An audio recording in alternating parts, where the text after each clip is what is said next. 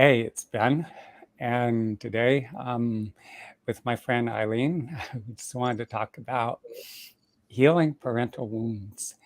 And this is a crucial subject because our parenting, the whole relational dynamic that we had with our parents has a huge impact on us for better or worse. it's, and I see a vast difference from one individual to the next. I mean, there's a whole, I don't know, continuum in a sense of a range of experience that we have, and it so much depends on. I mean, as a child, we come into this world, and we're just incredibly vulnerable. We're totally dependent. We didn't have any kind of ability to care for ourselves and address our own needs. So that makes us completely dependent upon our whatever caregivers that we had in case our actual biological parents were not there. I like to believe that our parents, for the most part, were doing the best they could with the understanding or knowledge, the resources they possessed.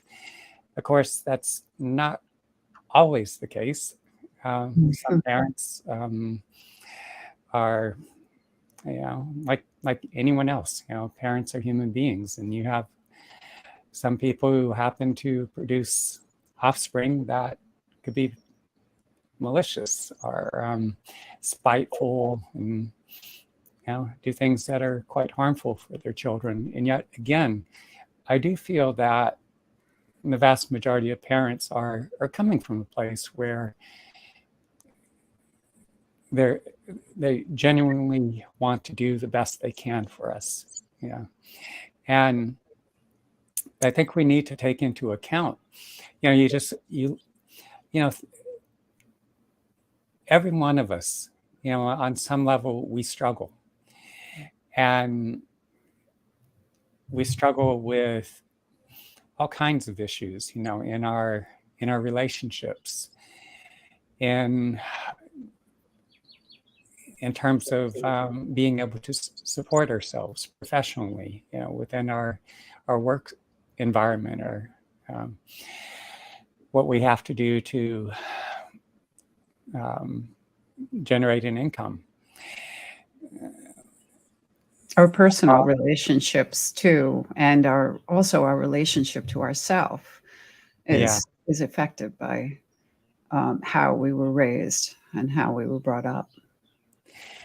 Yeah, and especially you're going back generations, and past generations did not address the emotional wounding.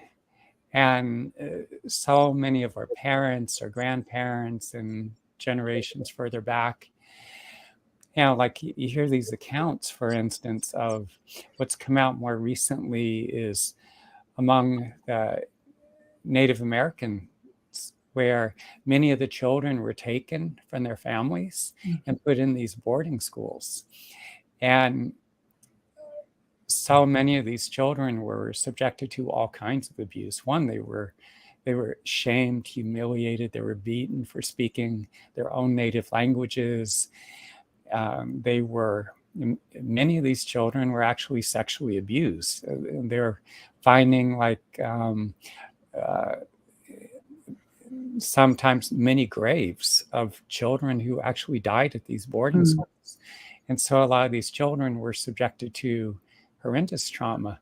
But in those past generations, there wasn't the knowledge or understanding, and there weren't resources to facilitate the healing. And we're hearing now survivors, those individuals who are still alive, who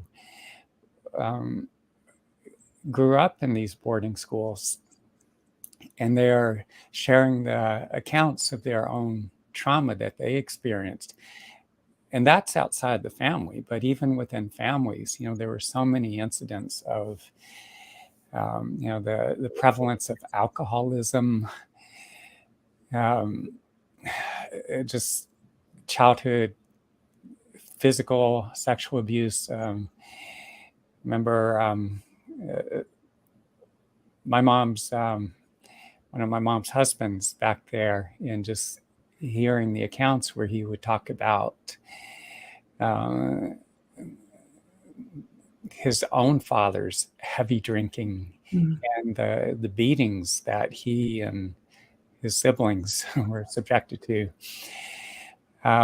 Many accounts of childhood sexual abuse, and these things were not discussed openly. They were like family secrets. That, and again, there weren't any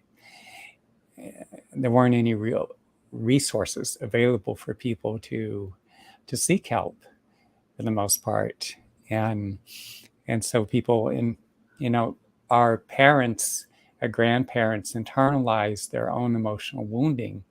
And so what happens is, if we are subjected to trauma of one form or another, there's a much higher likelihood that we're going to reenact that trauma. And especially if we have children, they are the ones who are most likely on the receiving end.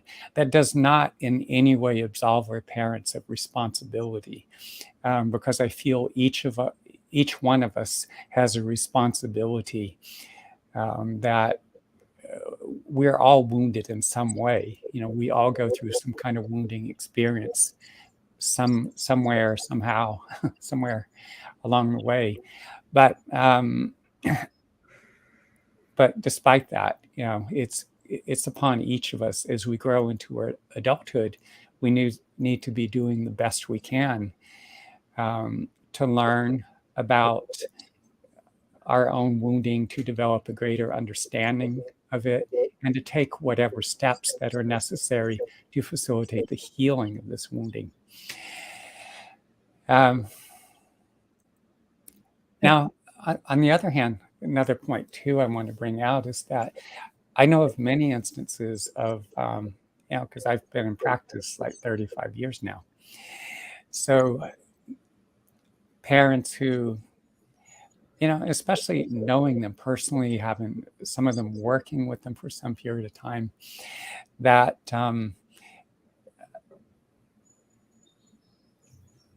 I know they're, as parents, they were good, that they were doing the absolute best they could. And yet, despite their best efforts, maybe their child just, as they grew into adolescence or adulthood, they got involved with the wrong people. I mean, maybe drugs such as crystal meth can be extremely addictive, and opioids, and just children who have destroyed themselves, or that have committed horrendous acts of violence. And each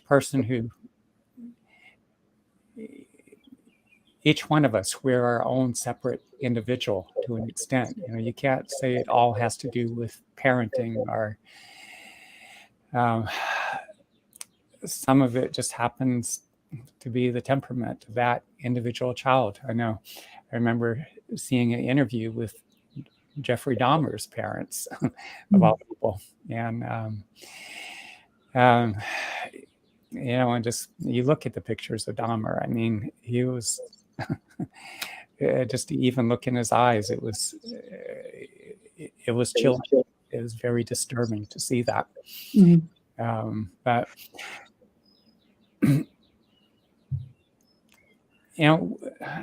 Eileen, we've had a lot of conversations about what you experienced growing up with your own parents, and maybe you can share a few things about that. Yeah. For a little context, I grew up in a home. Both my parents were alcoholics. My mother was more of the out of control binge drinking kind, whereas dad always had a beer in his hand, but was never drunk. And there was an interesting. Uh, they didn't like the household I grew up in was very it was a middle class neighborhood. We had a decent home. My dad worked very hard. My mom stayed home with us children. I was the youngest sibling of four. And there was, there definitely was that sense of things weren't talked about. When things, that was the generation where, like, you didn't admit to things, and drinking was very accepted. I remember, the police pulling over my mom when she was driving drunk and just letting her go because it was an accepted thing to be doing that or driving that way. Wow. So in that, now things are way different. So in that household, my mother in particular, I'm not sure about my dad, but probably as well. Also, their parents were alcoholics. So we have this generational, um, I don't deal with my feelings. This is how I deal with my feelings. I submerge them in beer and whiskey, and we don't talk about our feelings. Um, I never remember my parents arguing because it was always just drinks. Um, they had the silent kind of communication. So, mom used to go sleep on the couch when there were issues, but Mm. nothing was discussed. You never heard them yelling or any kind of communication. And so I grew up with this kind of wounding of an example of not being able to express. But more importantly, underneath that was the emotional connectivity. There wasn't a response to my emotions Mhm. because they were always, drunk or, you know, not wanting to engage or deal, being hungover and not wanting to deal with an emotional child. Yeah. So um, I remember when I was reading your parental wounding article and I was going through the list that you put on there, like, and I was clicking off like everyone almost, except there was a couple I didn't of, Mhm. of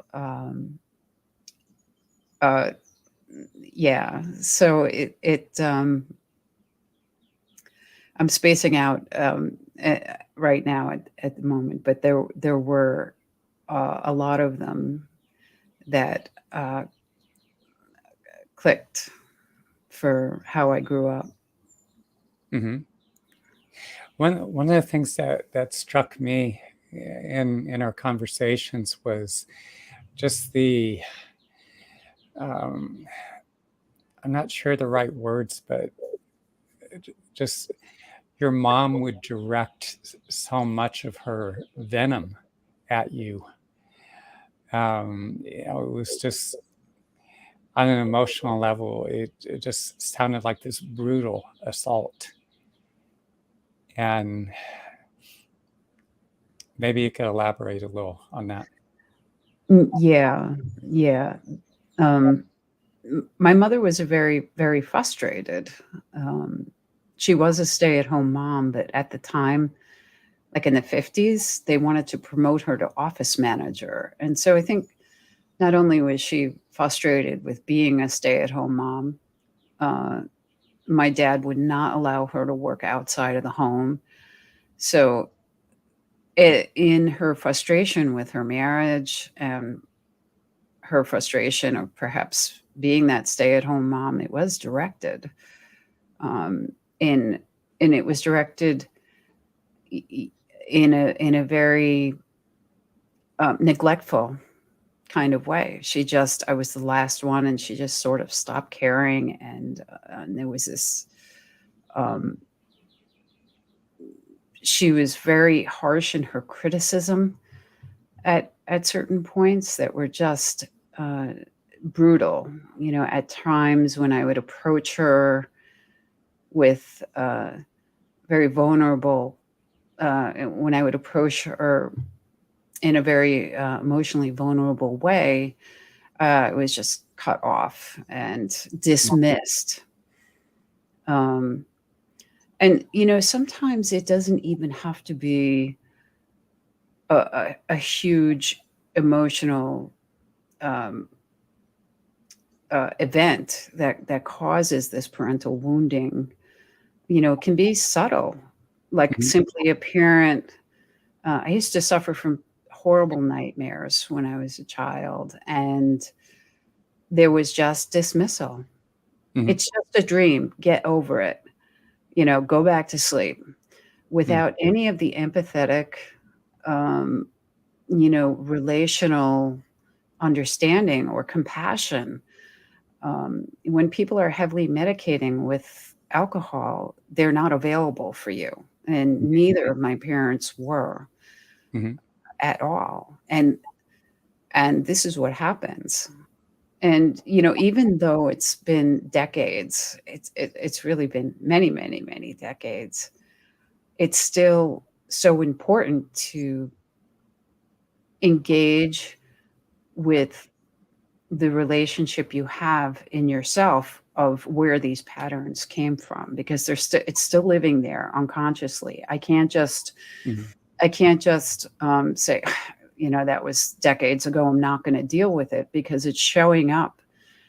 um, it's showing up in my life, in my relationships, in my relationship to myself, in my expression to others, in my stepping out into the world. All of these, um, no one was there for me, so they're um, growing up under that kind of uh, with disconnected parents, fostered an incredible sense of worthlessness, of um, depression, Mhm. separation, anxiety, dissociation was a huge Mhm. piece. How do you survive when your parents don't care about you? You just kind of space out. Um, I can relate. Totally. mm, Mhm. and dissociation is uh, sometimes you don't really realize it Mhm. until you do a lot of internal work about how spaced out you are. Mhm. It was a while after we were working together that I began to realize, wow, I was really out of it. Hmm. Yeah. And there's y- jump in to address that a minute. I like what you're saying. Now, some people will space out, and I'll see people that suffered a lot of neglect, and especially if there's also sexual trauma. It's very common people will dissociate, but not everyone will, in a sense, space out. But this wounding, what happens when we internalize it, it we hold those emotions in our bodies, and there's parts of us that operate, say, from the subconscious mind that are holding these emotions, have whole separate thought processes. And so a lot of times as we go forward in life, as we're interacting with people, there are ways in which um, we can be hurtful or insensitive, or we're just blind to what we're doing. Like we don't see or comprehend, we don't recognize the damage that we're causing. So there's different ways in which it manifests. Spacing out or just not being conscious of what's driving us. But anyway, go back to what you were saying. Tell me more. Oh, okay. Um, yeah. So in the in growing up under that environment where there was no emotional connectivity from either of my parents. Mhm. It left me very, very isolated and Mhm. very because my mother drank, like she didn't like people in the house. So that Right. even excluded like having neighborhood friends over because she didn't want anyone in the home. So there was a further isolation that happened, because of her drinking. And Mm. so my formative years were spent very alone, except for my siblings, which my brother was um, 6 years. He was the closest one to me, and he was 6 years apart. So I probably was an oopsie in there. But so it left a lot of space where I was sort of like an only child because my Mhm. siblings had moved out. And it was, yet there was uh, no one to be there to like co-regulate the emotions that I Mhm. was experiencing. Um, and there wasn't any, I didn't even know how to like reach out or anything. It became such a disaster, really. I had several suicide attempts at puberty, which is Mhm. very young. Wow. Um, um, uh, and it was very, very difficult. But there was a period after those attempts as well that I had sort of an intellectual healing, like, around my mom. Mhm. Um, Up until then, there was a general hatred for everything she was. And Mm. there came a time when there was, like, an intellectual, like, well, she was doing the best she could. She was a product of alcoholic children, and there was a measure of forgiveness that happened. Mhm. However, because it was only from a intellectual point, um, a few years later, that anger towards my mother for her not being there for me and being abusive in the ways that she was began to rise again because I didn't do the deeper felt sense work around my feelings towards her or the the emotions, the events that happened. Like Mm. it wasn't I hadn't healed on a deeper level, and it would be many decades later until I met you that actually that work started happening and Mm. really getting processed through. Mm. And most people haven't. It's. I remember how I took off on my own at 17, still in high school, landed in Oklahoma, uh, in a community of predominantly Kiowa Indians. Started going into the peyote meetings.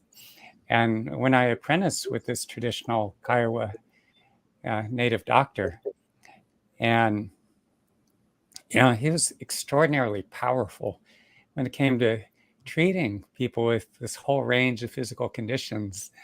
I've never seen anyone with such intense power. Even of all the healers and people of other traditions, as I've traveled in different parts of the world, but he didn't really understand the emotional component of healing. Like he didn't really deal with his own emotional wounding because again, we go back in these generations and there wasn't much knowledge or understanding of this. It wasn't part of the culture. And in many ways, my mentor Horace, he was the closest thing that I knew to a father. And I think he too, like he genuinely cared about me.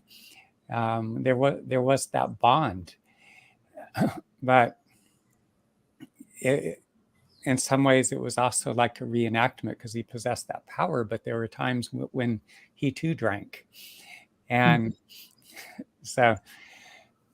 Um, but one of the things that reason I brought him up too is that I was so dissociated. And he would get irritated at me for it. And he did a lot of things to try to force me into my body. At one point, he gave me $30 cash. He dropped me off in the middle of the Hopi Indian reservation. He told me to hitchhike to Las Vegas, Nevada, and make it the best you can, like survival training. I'll go into the details of that some other time. Um, but yeah, and other people too, you know, they would tell me that I didn't fully inhabit my body. And so it took a tremendous amount of work. You know, and over the years, I've developed a whole system of meditation practices that to address my own needs and that of the many thousands of people that I've worked with over the years. But one of the main emphasis of these practices is one, healing the wounding itself.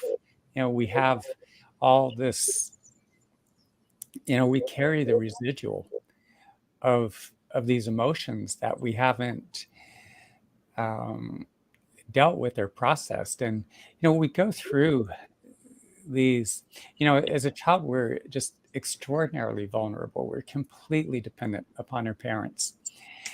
And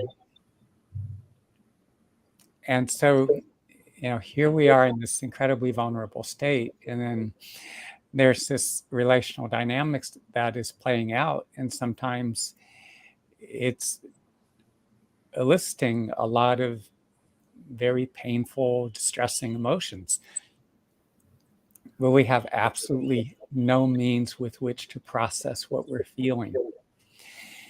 And so what happens is, like, if our parents are drinking heavily, if they're hitting us, you know, if they're physically violent, if they're violating us sexually, if they're, you know, we're subjected to some kind of narcissistic abuse or whatever. And, you know, in these instances where the parent is the source of our wounding and it's eliciting those extraordinarily painful emotional responses, what happens is we hold those emotions within. Again, we have no ways or means of processing our emotional responses, and they continue to live within our bodies. And so we grow into adulthood, and I just want to insert here, we grow into adulthood, and I did this myself. I'm never going to be like my mother. yeah, I'm not going to do it. I'm going to be the complete opposite. And I think a lot of people approach their wounding that way, like, well, okay, I was treated this way and I'm going to be totally opposite. But those wounded patterns are still there. So my hyper independence, because I had to be as a child because no one was co-regulating there, transferred in a way to my children that because I hadn't healed the wound, like that pattern came through. So my own I had my own emotional distancing in parenting because I hadn't processed those wounds, those deep wounds. So it's I think it's really important for people to realize that you can't just mentally, I'm not going to be like my parents. It doesn't work that way, because someday you will. I found myself, I swore I would never drink. And there I was, you know, having wine at 8 o'clock in the morning. You know, I swore I would, you know, be there for my children, but in a lot of ways, I didn't have the emotional capacity because I never learned how to. I obviously was one of those parents that did the best I could, but my healing journey didn't start till my children were in their later, in their teens. So a lot of those patterns were still present, and my like I said, my own disconnection from my emotions uh, fueled uh, some fueled my own dysfunction Mhm. with things. Definitely. Yeah, and it's going to play out in one way or another, such as, even if we don't enact the same abuses as our parents did towards us, there are ways in which we have these deficits that it's like we're not capable of being there fully. Many instances we lack empathy. Um, we even in our romantic or intimate relationships, it's going to show up. We have these disconnects that we can't fully be there for our partner and everything. So it continues to live on the inside of us. One thing that would be good to mention is like some of the um, aspects of emotional wounding that occurs when um, some of the, I don't know how you say, like some of the underlying causes of this wounding.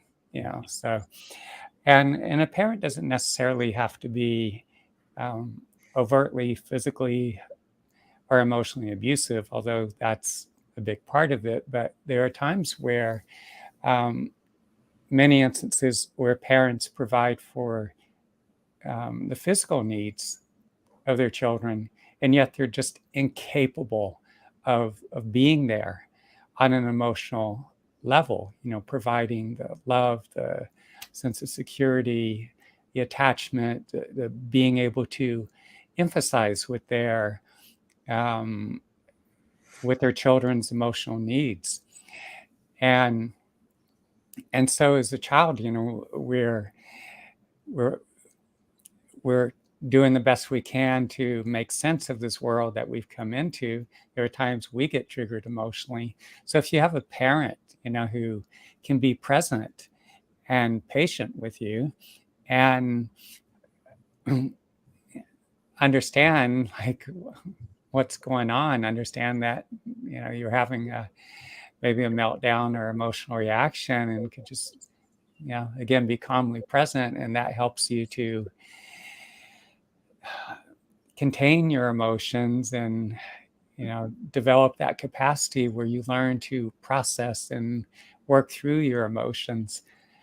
And that's a critically important skill that a lot of us never learned. And especially if we are subjected to the more extreme stress of parents who are alcoholic or emotionally and physically abusive, when we have the overwhelming emotions that we've internalized and that lives inside of us as we get older, we're more likely to self-medicate because we just haven't developed this capacity to contain and to process or work through our own emotions. Um, Also, like if we were subjected to harsh criticism, if if as a child we weren't allowed to be children because we were in many instances made to be responsible for our parents' emotional and physical needs, or if the parent was unavailable because of work, other obligations, or maybe they just instances where parents disappeared. Parent was having an affair with somebody and therefore was just unavailable or just completely left the family. And I know of many instances of that, but these are wounds that so many of us carry and they go unaddressed. Mm. So I know for me, a lot of this wounding began to emerge in I really saw it in my mid-20s when I started to become aware of it. As I said, I was in many ways very dissociated, but I didn't really connect the dots, which if you're dissociated, you're spaced out. You don't tend to do so. Um, but I found myself attracting women that were either disinterested, unavailable, emotionally cold, and sometimes some of them were quite abusive. And instead of addressing it, going to the source itself, there are many ways in which I was working through a lot of that wounding within my adult intimate relationships, or maybe adult not so intimate relationships. But that was extraordinarily painful. Yeah. And but yeah, a lot of us, like, things that are important to look for is that, as we were growing up, we didn't feel we could turn to our parents on an emotional level. We couldn't turn to them for comfort or security. If just being around them, maybe we felt nervous, we felt intimidated. If our parents were overly critical, we felt that we had to live up to some standards, and and so that left us. We were like striving for perfection, and a lot of us still carry these tendencies to this day. It shows up in all kinds of ways. Low self-esteem. We feel undervalued, unloved, incompetent, are undeserving of other people's love. I mean, uh, it contributes to our feelings of anxiety and depression, other mental health issues, the fact that so many of us have never learned to work constructively with our emotions, and then again we self-medicate, or we think there's the broken brain model of depression, promoted by the pharmaceutical industry, is, you need this drug to fix your brain that's not working right. And yet so much of depression and anxiety that people experience has a lot to do with this emotional wounding that's not being addressed. Again, the other aspects, there's the emotional numbing that, we've internalized a lot of this wounding, this trauma that we haven't been able to address, much less heal. And so there's this numbing of disconnect from our emotions or physical bodies. We go through those experiences, and one of the things that happens is, at the time, we experience these very powerful emotional states. But there are also instances in which we're punished. It just, even times if I could be in a laundromat or on the subway or something, and seeing a mother with her young child, and and just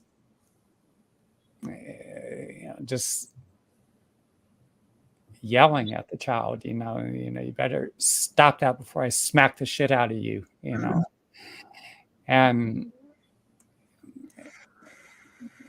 just, I remember one time years ago in Kansas City, and just the mother, the man who was with her, I don't know if it was the child's father, or if it was her current boyfriend or something like that, and just seeing the child hurting, and it was just very painful to watch.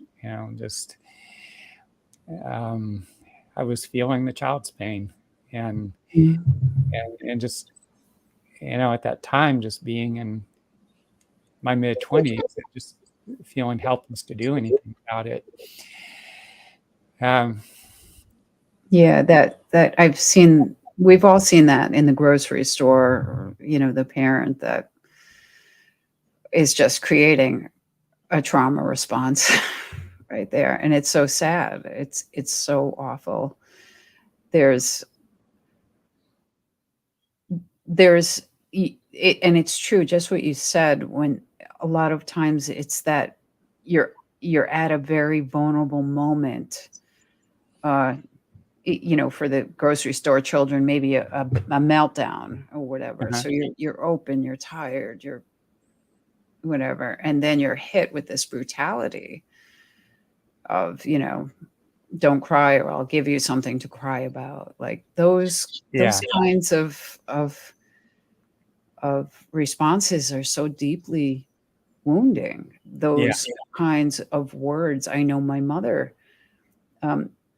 because everyone was probably so hungover in my home growing up, there was this, my parents liked it quiet. Like there was never music playing.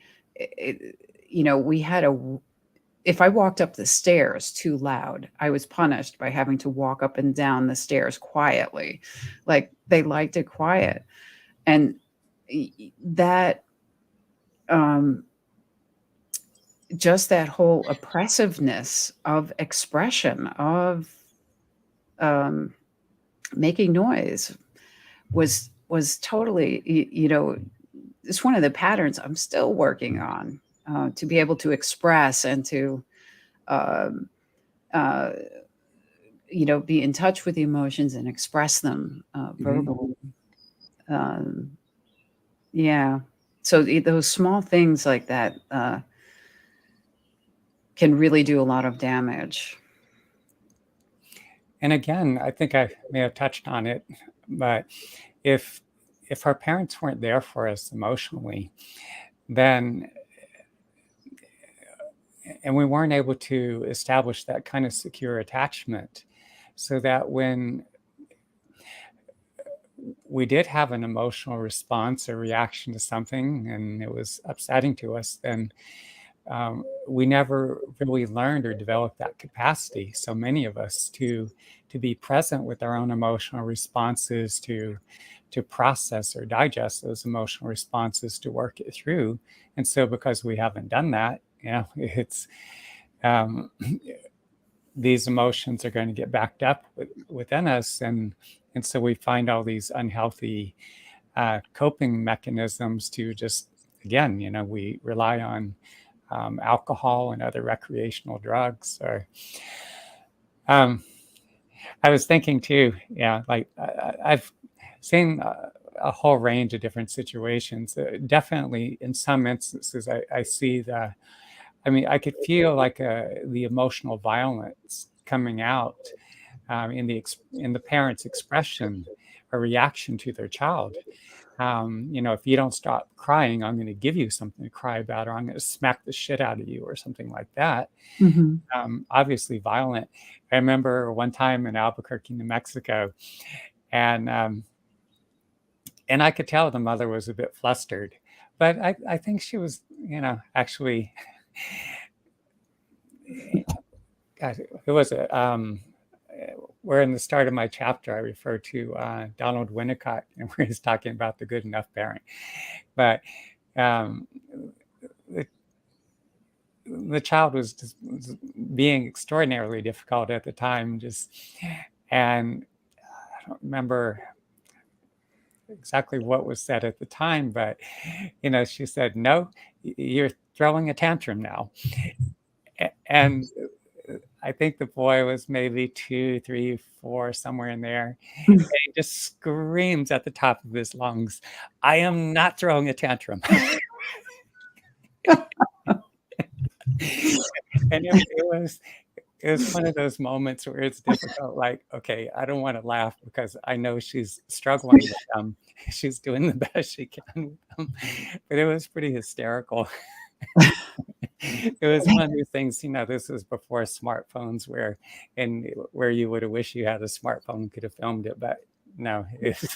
On the other hand, I don't want to share a moment like that either, where she's struggling. But it's It's hard to keep your composure when difficult situations arise and you haven't worked constructively with your emotions, or even gotten in touch with your emotions. Because some of us with the trauma, we're not even in touch with what we feel. So in that Yeah. situation, the reactivity is going to come out. It's going to come up from our subconscious. You know, maybe not in that situation, but the subconscious patterns of maybe hitting, or Yeah. some other kind of harsh abuse Screaming. is going to come up and out, rather than like that reactivity, rather than the relationality of like, okay, we're having a really bad time, this isn't a time for shopping, let's go home, or Yeah. whatever, you know. Yeah, and I emphasize with parents too, because I see the other end of it where, um, especially as toddlers, a lot of us could be really horrible at times. We were incredibly reactive. We were throwing fits or temper tantrums and crying, and I see a lot of parents just demonstrate just incredible patience, empathy, and understanding, and just being able to manage a child in those situations. And then as children grow into adolescence, even into adulthood, where just all kinds of challenges, just what's happening um, in the schools is, the who their children begin to hang out with, what other kids, what crowds their children are running with. And so it's just an enormous responsibility, and children are just, our parents are, you know, in many instances, overwhelmed with realities of just trying to support themselves and the family, and, to provide a home and to make ends meet. And, they're coping with their own relationship issues with um, their spouse or their intimate partner, who may be their child's father and who Mhm. may not be. Yeah, yeah. So there's all kinds of complications, so being a parent, and then you have it's I don't have children, um, but I'm working with so many individuals. Sometimes I feel to some extent that I'm in a parental role at times. Um, I do at times help to care for children.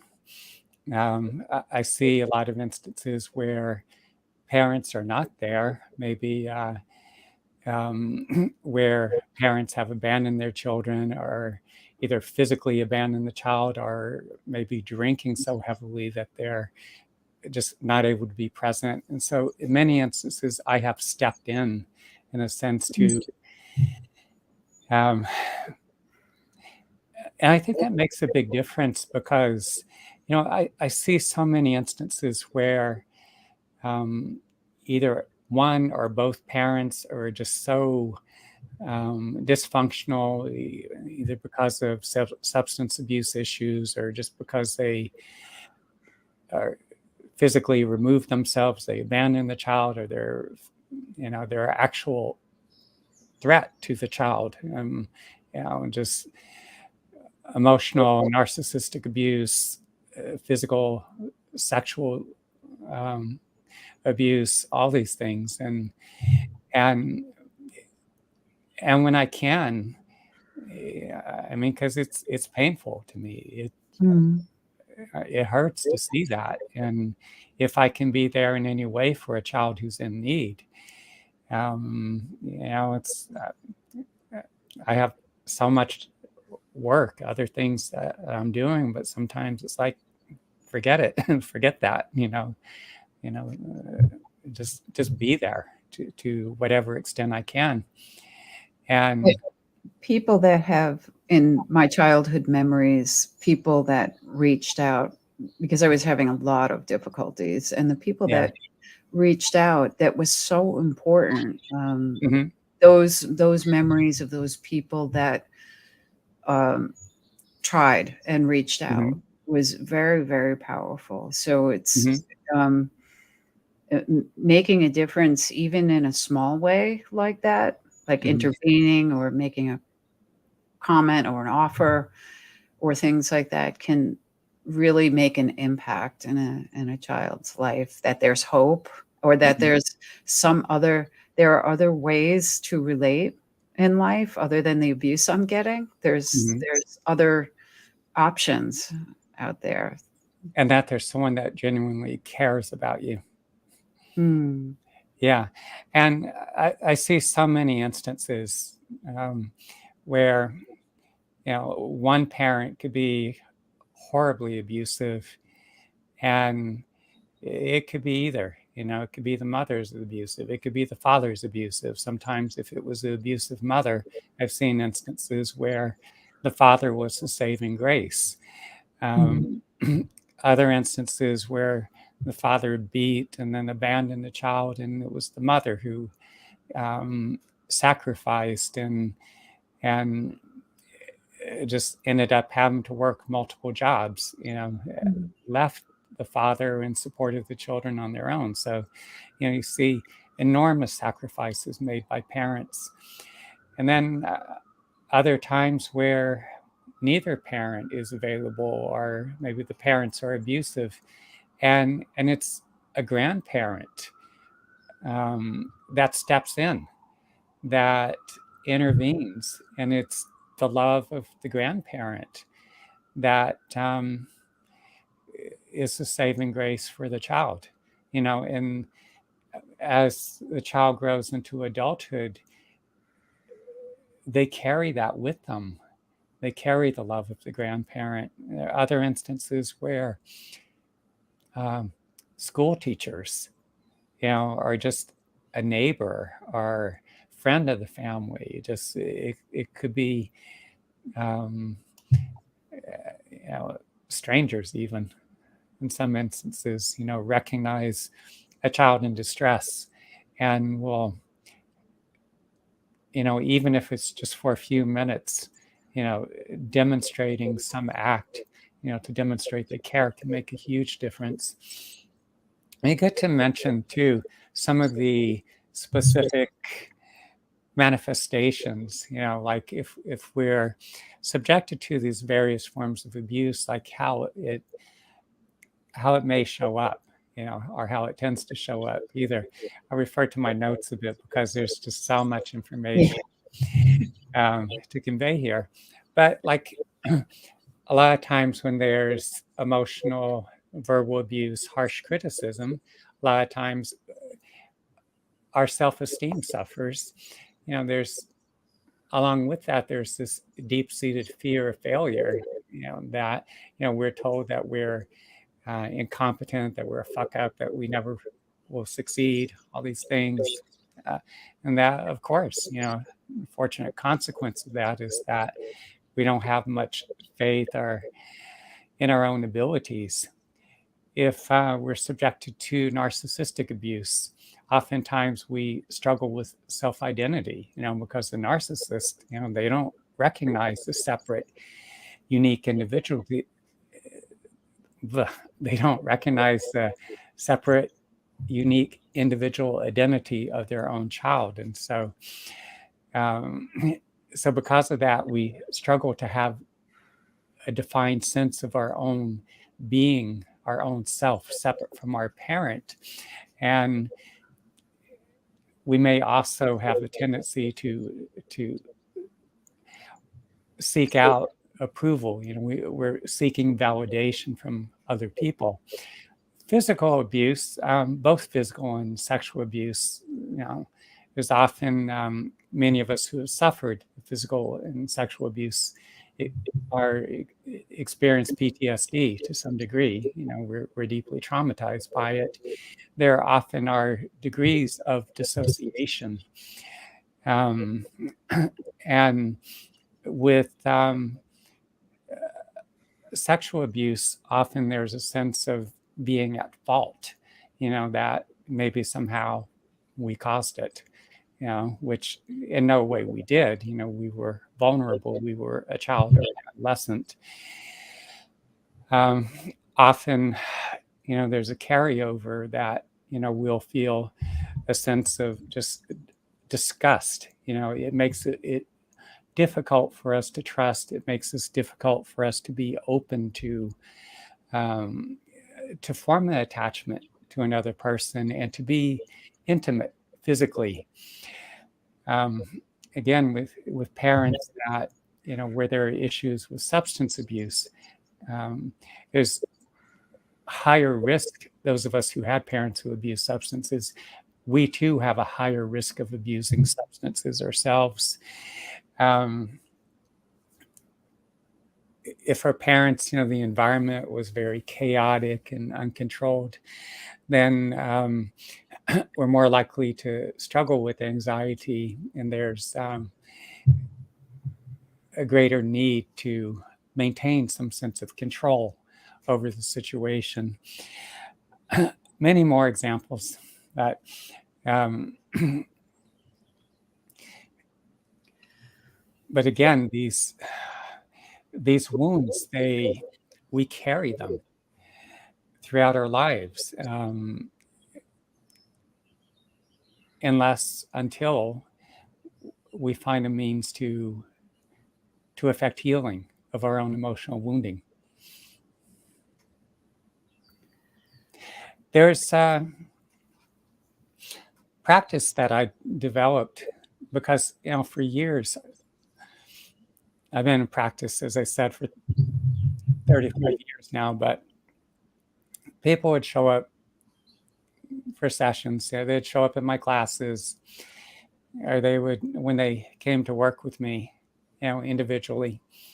And I would see how people were struggling in different areas of their lives and their relationships, or just many respects, it had the wounding that carried over from their parenting was adversely impacting their ability to function, um, affecting how they felt about themselves. And I would see, in some instances, varying degrees of incapacitation. And so a lot of times, we're addressing what's happening in the moment. Maybe they're struggling in their relationships, and we're addressing their own emotional responses to their current moment circumstances. But what I found is I'm able to look into people's bodies and minds. And there were so many instances in which I would see and feel this wounding that was like encapsulated. And I could feel it was pertaining, is related to the difficulties the person was having at this time in our life. But I didn't feel that we were quite getting to it all. If I just addressed, if I took them into, oftentimes what I do is I have the person bring their current circumstance, or maybe their romantic partner, or the person they're wanting to be with, or whatever it is, bring that into their awareness, access their emotions, and I have them work with or process those emotions. And in many instances, just doing that alone, they're able to work through a lot of these issues and gain a lot of insight, understanding, come up with workable solutions, and they're able to function that much better. You see the difference of, they affect real change in their lives. But sometimes there are these wounds that are just encapsulated. And what I found is there are times where the these parental wounds, like, maybe they left their home of origin, you know, 10, 5 years ago, decades ago, or something, and yet those wounds are still very much a part of them and it's affecting them in their life. It maybe at some point it's even affecting their physical health. It's manifesting as some type of health-related issue of some sort. It's playing out in their relationships. And so what I do is there are times where I'll say, okay, um, have them sit down and close their eyes. And I'll say, well, let's bring your parents into your awareness. I usually do this just one parent at a time, the mother or the father. You can do the same practice with a sibling, a grandparent. If you had a foster parent or someone else acted as your caregiver, or actually any person who's played a significant role in your life, but bring that person into your awareness. See them. Feel their presence. And as you do so, notice how you feel within your body. What specific emotions, are you feeling? And where are these feelings situated in your body? Are they in your chest cavity? Are they down your abdomen, in your throat? Are they further towards your back? Where are these feelings situated? And to the best of your ability, center your awareness, like get deep inside of these feelings, these emotions. You're not trying to breathe them out. You're not sending light to them. You're not trying to make them go away. Just honestly feel your actual feelings to the greatest extent you can. Slow your breathing down. Breathe as deeply as you can without forcing it. I mean, if at all possible, breathe all the way down to your abdomen. Feel your rib cage even expanding, again, without forcing it, as softly as you can breathe. And stay as present as you could possibly be with these feelings. You just allow them to be what they are. And you continue to follow these feelings and sensations. Now, it depends. If I'm working with someone, I could see that they're deeply traumatized, and I've just have begun to work with them. I'm not going to take them into this practice because it could really trigger them. So I'll have them do other types of meditation practices, which I can't really go into that at the moment because it's we don't want to be on this live stream for 2-3 hours. But I'll go into that in other broadcasts. Or you could, if you look up some of the articles I've written on just being permeable or on walking meditation, it describes some ways to diffuse these emotions. But when you can, generally, initially, I'll take the person in maybe 5 to 15 minutes. I'll make sure that they're able to manage these emotional responses, their own emotional response to their parents, to stay as fully present as they can to all the feelings and bodily sensations, while continuing to breathe very softly, very deeply into any emotional response they're having. Generally, when I do my own practice, I like to do about 2 hours a day.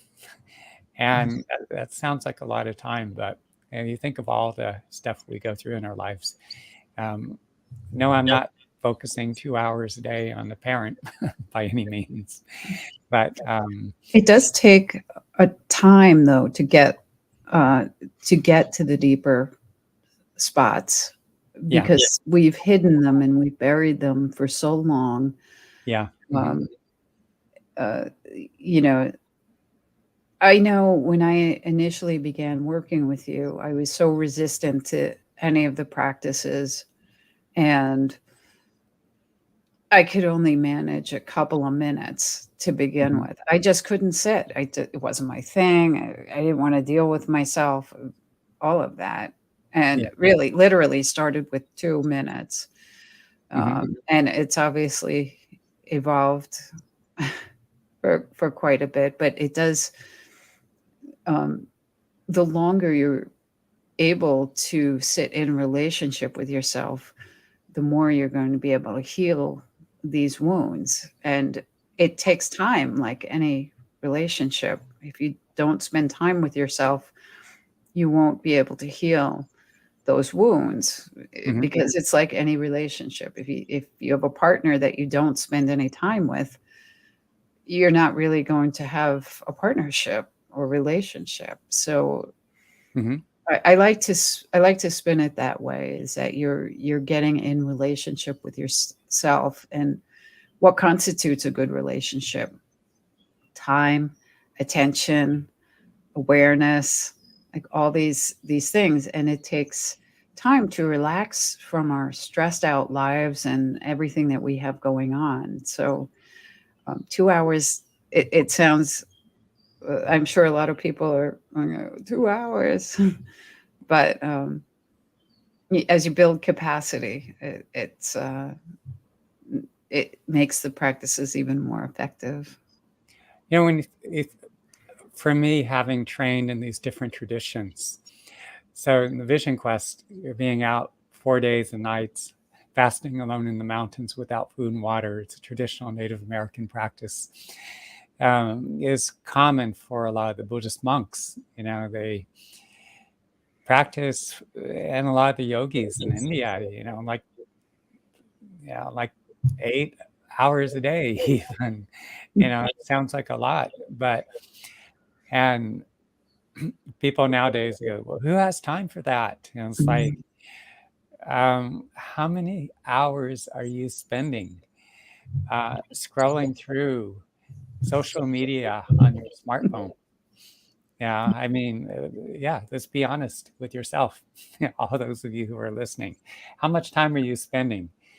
Social media, news, looking at other content. For many people, it just happens to be within reach. But for most people these days, your primarily your primary relationship is with this thing rather than a person. That's your primary relationship, and if and it's sad, it's unfortunate, it's tragic, because in many ways it's taking us away from ourselves. Years ago, I would I was living in New Mexico, and I would uh, fly to the East Coast, and getting into Boston, I would have 2 to 3 weeks of work scheduled in advance, and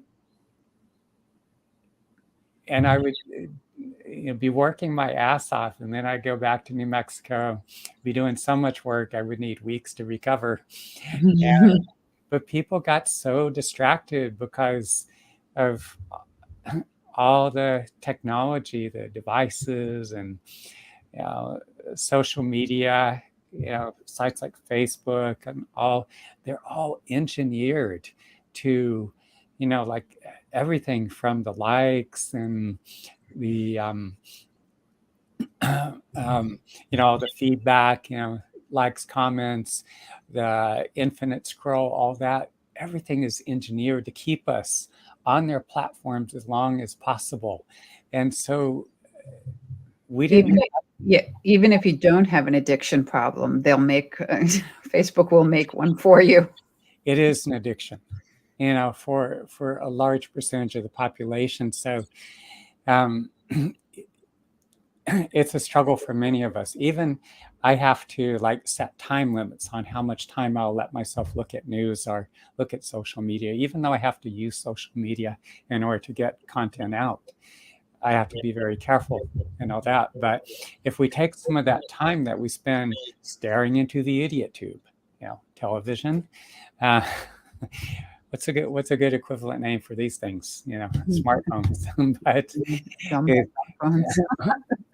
but it just like we lose touch with our inner core being because we're on these damn devices so much, and it pulls us away from ourselves.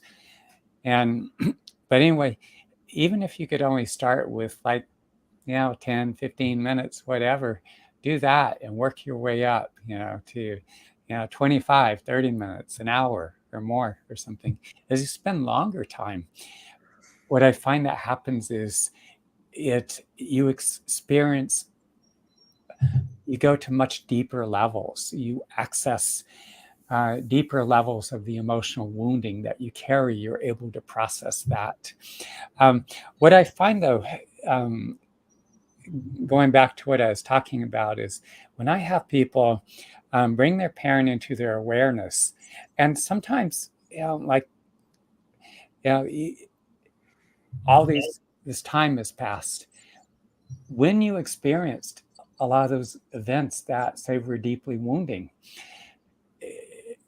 at that point, you were having what they call acute emotional response. And what you felt at that time could have been extraordinarily painful. And yet, maybe you felt it to some degree, but often maybe you just shut it down. And all this time has passed. And as the years go by, decades even, then there's this numbing or disconnect. And so maybe you bring your parent into your awareness, and some people initially don't feel much of anything.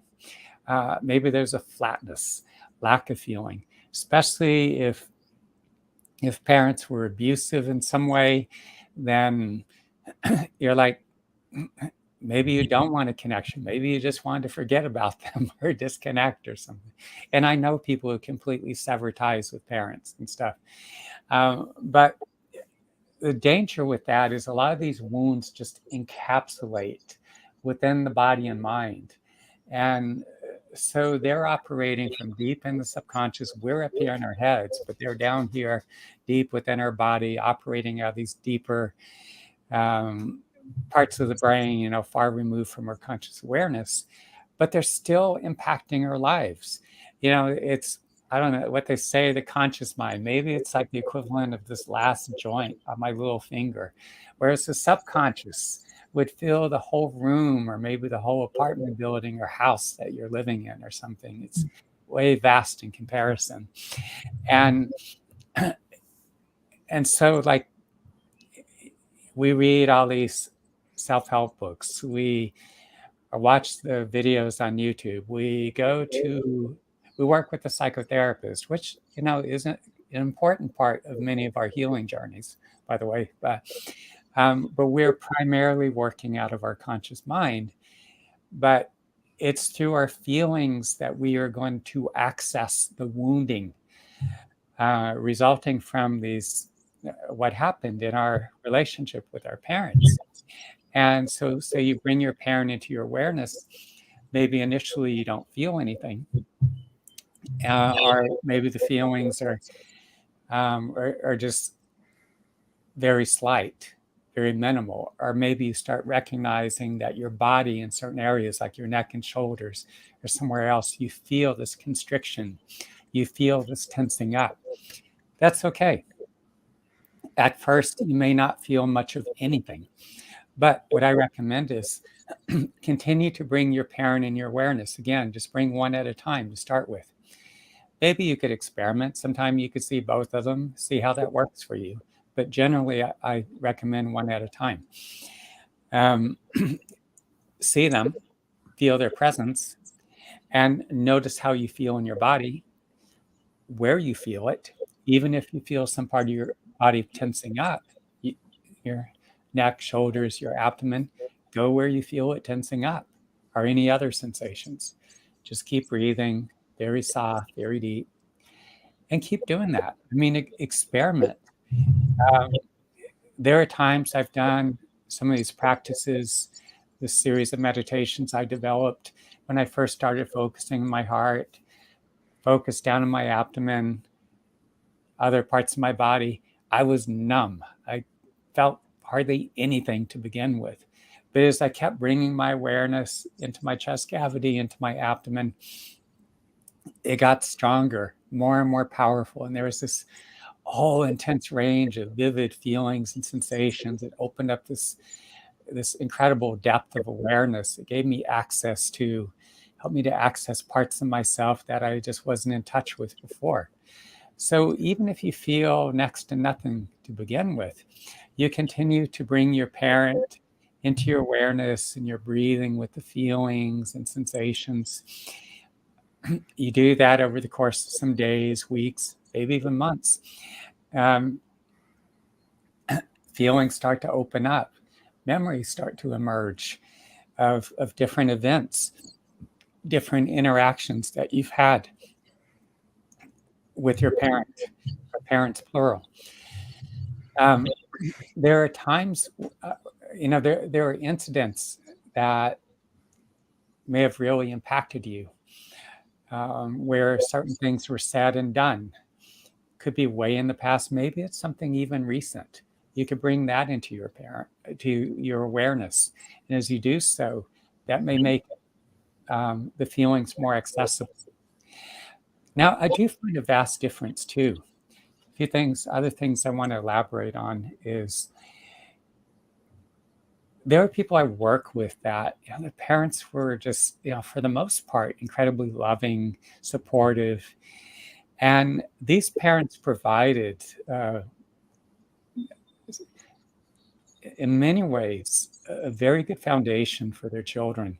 And so, in these instances where I have the individual bring their parent into their awareness, they will, in many instances, experience feelings of love, appreciation. They can feel this strength because they internalize a lot of these qualities. And I think on these different levels, we're connected to the people who are part of our lives. Conversely, if we were subjected to verbal, emotional, physical, sexual, narcissistic abuse, all these things, maybe there's feelings of anger, resentment, could be hatred, bitterness, revulsion, all these things. So there could be this wide spectrum of feelings depending on the kind of relational dynamic, the kind of relationship we had with our parents. And so the experience you have when you do this meditation is going to vary tremendously.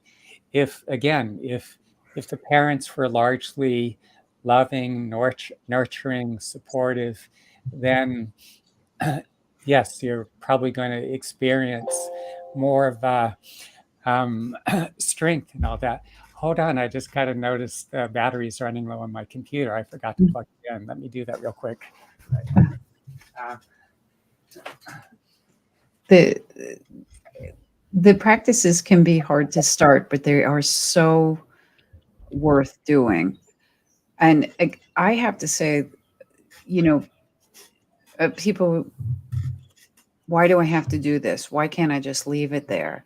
But bringing the emotional awareness of the events of the parent to the forefront helps free up that energy and helps you uh,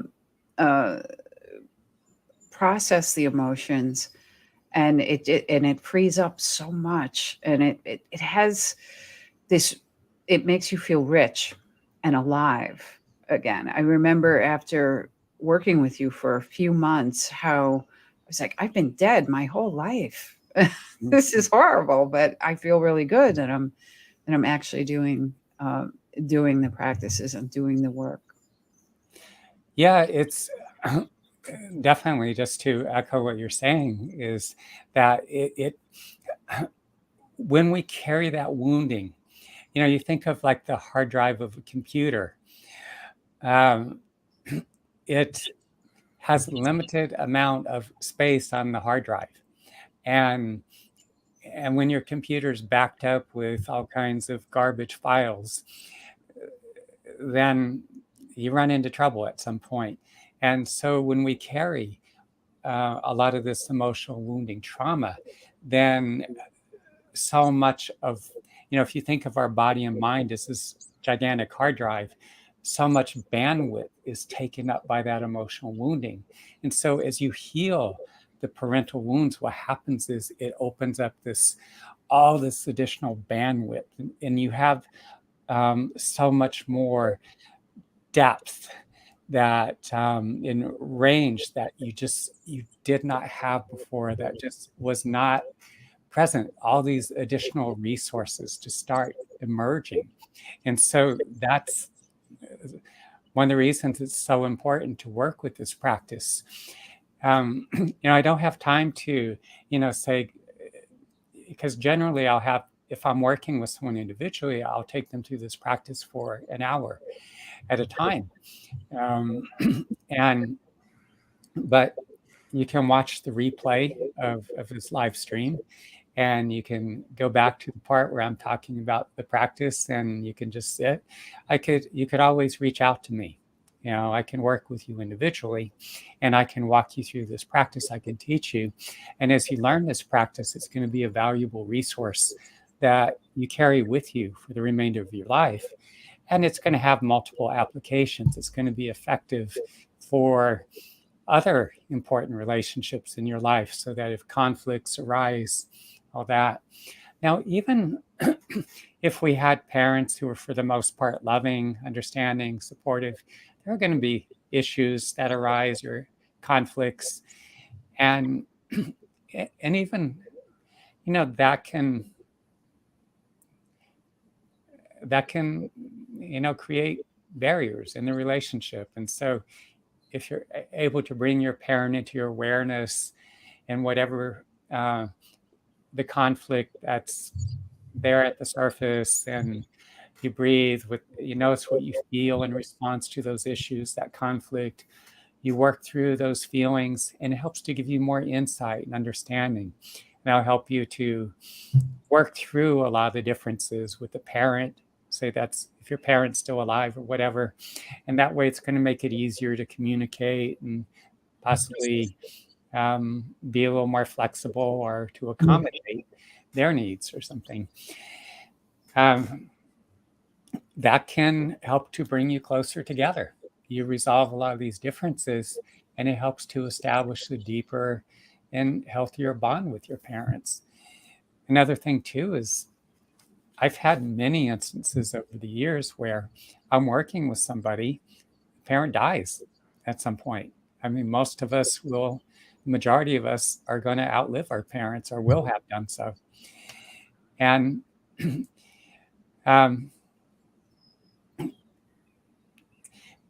if there's a lot of, I see a lot of times where when a parent dies, it really jars a lot of stuff loose. I mean, it shakes the person up pretty badly. Sometimes when there's a lot of unresolved conflict, a lot of trauma, and the parent dies, it's like a lot of that surfaces. Other times, maybe if you had a parent that was very loving, supportive, and that parent dies, you're just experiencing tremendous grief.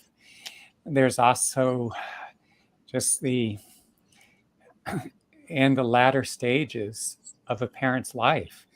A friend of mine passed away just a few months ago, and in many ways, he's a rancher friend in Oklahoma. I don't know if his son will see this video, but he often watches my live streams. But in many ways, he was like an uncle to me.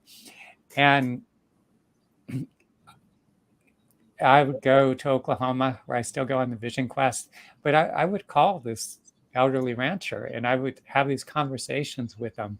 When I was down there, I would go out with him.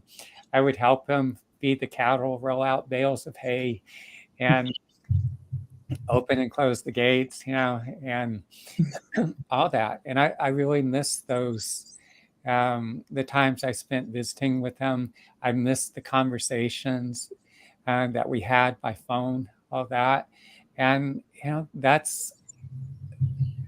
I can never replace that. And so when we've lost a parent, a grandparent, someone who means a lot to us, and we um, we bring that individual into our awareness, or parent, or this friend or loved one, and we hold them in our awareness, and we breathe with the feelings. It helps us with the grieving process. When our parent is at the latter stages of their lives, and things get messy. I mean, they're in nursing facilities, they're in hospitals, or a combination of both, and maybe they end up back home, and hospice is involved, and there's multiple complications. Organs, systems are failing. Do we take these um, undergo these medical procedures to prolong their life? When do we stop? When do we take them off life support? All these kinds of decisions. And that could be extraordinarily difficult, just incredibly painful at times. A lot of times there's feelings of guilt and regret, and am I doing the right thing? And these feelings, to a large extent, people not knowing how to work with their emotions, they do not process their authentic emotional responses, and all this stuff just gets backed up in the body. People don't process it, and they carry these emotions with them indefinitely. And so what I find is, as I work with people when they're going through these later stages of their parents' lives, when they're, after the death of their parent, I work with them, it helps them to process a lot of the grief and all these other convoluted emotions, and get to a place of where they're at peace. They come to a place of acceptance. They understand they're doing the best they can under the circumstances. We've gone for quite some time. I think I've covered most everything. I always think afterwards, like, what about I wish I would have said, but it's impossible to cover everything, and that's why we do more videos, but more broadcasts. But anything else you want to add, Eileen, before we wrap up for today? Just that it is so important that emotions have so much energy, and that energy doesn't go away when you don't deal with them. If you're distracting, it doesn't go away. And it stays in the body, and your body's utilizing a lot of energy to keep it contained, capsulized, I think was the word you used before. Encapsulated. Encapsulated. And this, you can do fine when you're in your 20s and 30s, but then as your body begins to age and it starts breaking down, I hit a point in my 40s, where you just become tired and you drag down, and nothing's moving right. That's because your body has to utilize a lot of energy to keep these emotions contained, and it's easy to unleash them with the practices. So I encourage everyone to do it, even if you can only start 2 minutes. I know Ben always says 10, 15, 20, but I started with 2 and keep moving from there. And you will be amazed at how much richer and more your life will become really amazing when you're able to feel at a deep level that you've been hiding, that you've been hiding from all these years. So I just encourage everybody to get in contact, learn the practices. Yeah, there's there's a number of things. Just wrapping up here is that we internalize a lot of things. We internalize the attitudes or the mindset of our parents. We internalize their emotional states. Even from the time we're in our mother's womb, we internalize her emotional states, even if she's going through a lot of trauma or difficulty in some way.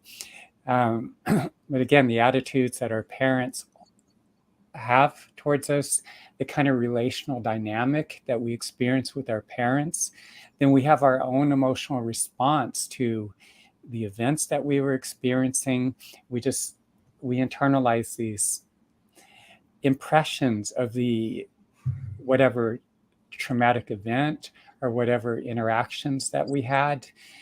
All these things reside within us, and there's all the emotional charge and the thought processes. So all that just lives within us.